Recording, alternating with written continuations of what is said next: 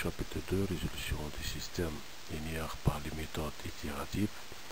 Dans ce chapitre, on va introduire des méthodes itératives ou indirectes qui, dans les solutions des systèmes algébriques A x est égal à B. Ces méthodes sont très faciles de mettre en œuvre à programmer, surtout par exemple en MATLAB ou Fortran, etc. Elle ne consomme pas en grande mémoire par rapport aux méthodes directes.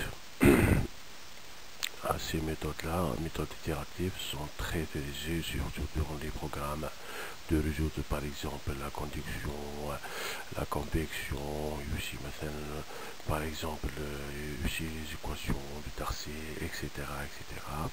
Alors parmi ces méthodes itératives, premièrement la méthode de Jacobi, deuxièmement Gauss-Seidel et enfin la méthode de relaxation.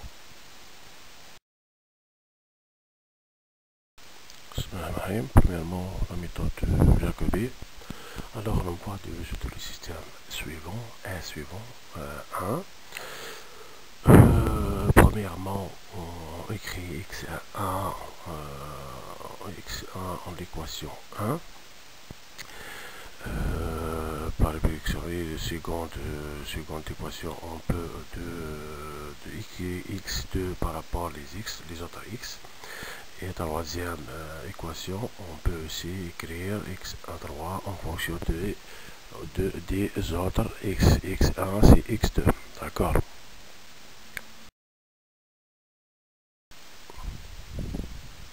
Alors on donne l'estimation initiale des x, x1 0, x2 0, x3 0.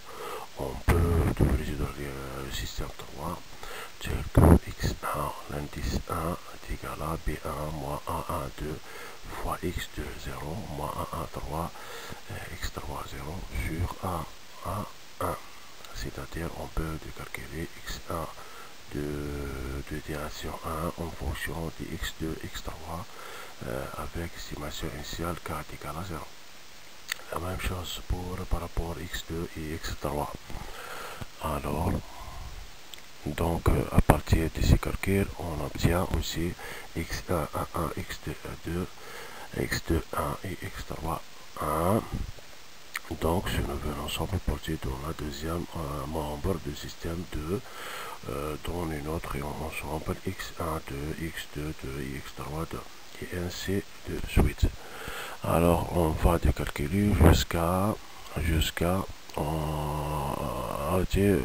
on a été de calculer lorsque deux valeurs successives x et sont suffisamment voisins, on peut utiliser le critère de convergence. On va utiliser le critère de convergence, c'est-à-dire x et k plus 1 moins x et k inférieur ou égal à epsilon tel que epsilon très petite, tel que par exemple égal à 10 moins 3 ou 10 moins 4, etc. Alors x et k plus 1, c'est-à-dire l'itération nouvelle moins l'itération ancienne. Chaque fois qu'on a fait le calcul des x, chaque fois on fait cette itération, cette test convergence. D'accord. C'est la différence entre deux valeurs successives inférieures ou égales à epsilon. Donc on a trouvé la solution de x. Sinon, donc on va calculer notre x, on fait le calcul jusqu'à de réaliser cette formule de convergence.